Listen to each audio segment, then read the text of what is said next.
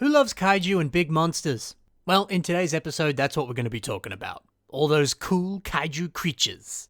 So if you're planning on building one, then these mocks are here to inspire you. Let's check them out. Bionicles kicks us off with a brilliant version of Gyan. I mean, they just straight up nailed this design. It looks pretty close to the original. One of the best inclusions for sure has to be the buzzsaw on the torso. Getting flex tube and just stringing lots of Borok eyes on top of it, that's a brilliant way of recreating this. I quite like the effect that these tentacle pieces create on the back. You know, of course, these are some tentacles that appear on a set much like this Doctor Strange set. You can see them in red on this monster that's bursting out of that portal.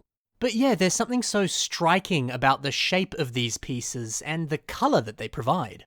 And again, it looks fairly accurate to the original design.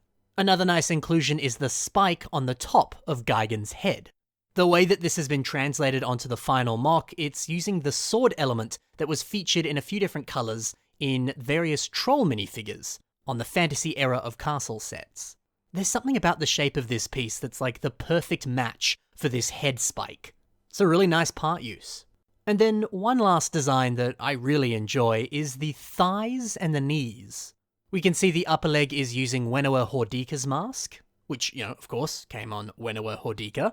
It looked good on a head, but I don't know, there's something about seeing Hordika masks on limbs that looks so good. And then the knees, they use these silver Skrull armor pieces. You got a few of them in the set Liwa Uniter. They're on his lower legs and also on his shoulders. I don't know, these two pieces, they just pair perfectly together.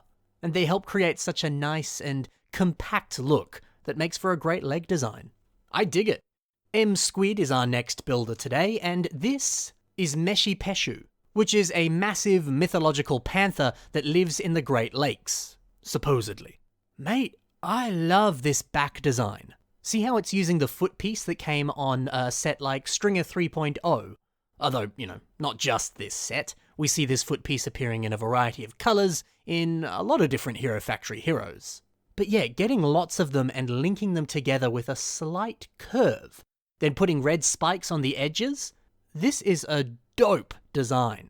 There's something about the organic and realistic curve of this area that looks so good, and it really brings this creation to life.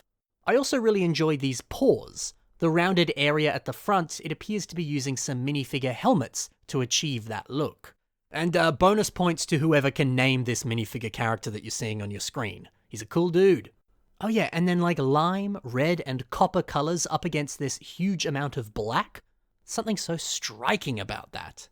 And this is another very striking creation. This is the Feathered Serpent, and it was made by MC Lego Boy. So this takes inspiration from the plumed serpent god that ancient Mesoamericans believed was the creator of the world and humanity. There's something so pretty about lots of bright colors, ornate headdresses, and lots of gold. But I think what really grabs me is the face of this creature. It's using that serpent head that we saw on this old LEGO Vikings set on the Midgard Serpent. Yeah, this is one of those pieces that, yeah, it did appear in a system set, but it's so like Bionicle coded. The connections on that piece, just the look of it, it translates perfectly onto Bionicle creations. And look at the cute little tongue that's poking out. This is just a magenta flag piece, like you can see right here, but yeah, the kind of triangular edges of it, it mimics the shape of a snake's tongue. Great thinking.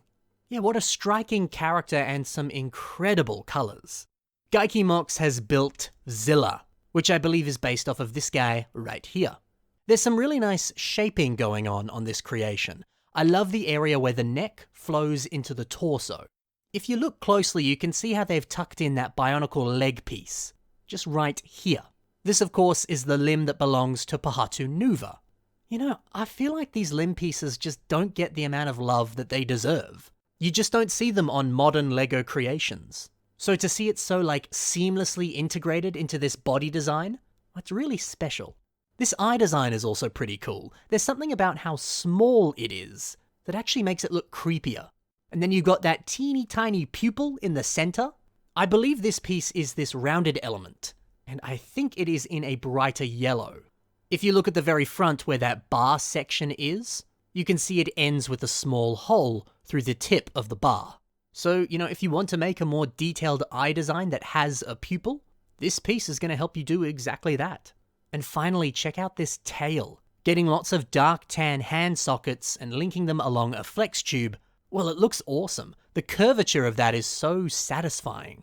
And the way that they've then put ball joints into the sockets of these hand pieces, just to add in a few more spikes on top, even better.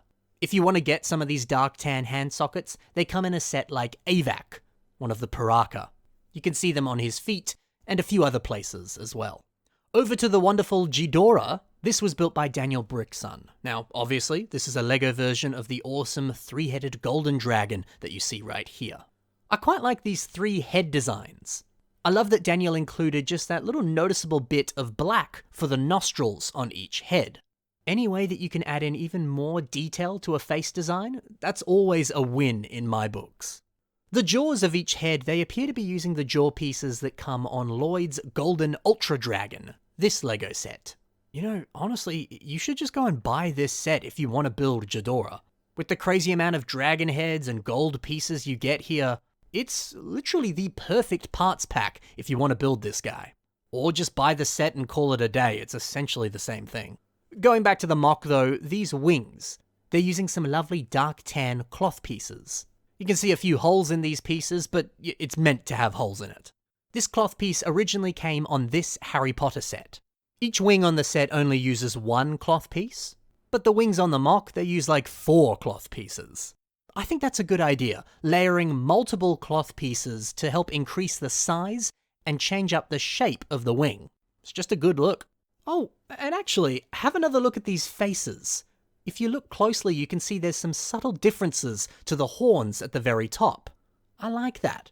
Little tiny changes that help differentiate the heads. Good thinking. And finally, the king of the monsters, Godzilla. This was built by Velociraptor. And yeah, obviously, this mock is based off of Godzilla, but more specifically the 2004 version that's pictured here. Hey, remember that piece I just highlighted before? This one? It was being used as an eye design before, but this time we see them in light bluish grey, and they're being angled a little bit on the sides of Godzilla's spikes. This is kind of the perfect way to capture the very unique shape of his spikes. It's a great idea. Also, just look at this entire body design and all of the different limbs. Each area uses tons of CCBS armor elements that are blended together and shaped flawlessly. But at the same time, they do still have that nice jagged and rough texture to them, which is so iconic for Godzilla. It's weird, it's both smooth and sleek, but also jagged and kind of rocky looking. I really like what they've done. Oh, and this head design too. See that lower jaw? It's using the jaw piece that appeared on this Avatar set. The way that the piece is molded, it has lots of different teeth crammed into such a small space. And that's something that you really couldn't recreate with existing LEGO pieces. If you want to have it in the exact same size as this piece. It's just impossible to cram that much detail in. So if you want a big toothy maw for your next kaiju, I recommend looking at some of these molded face pieces or jaw elements. They are such a big help and they look so good on the end product, like you can see here. There you go, gang. That's it for a bunch of different kaiju in today's episode. If you liked the mocks that you saw in this video, check the links in the description below. You can see more of their work right there. Thanks for watching, guys. Happy building, and bye for now.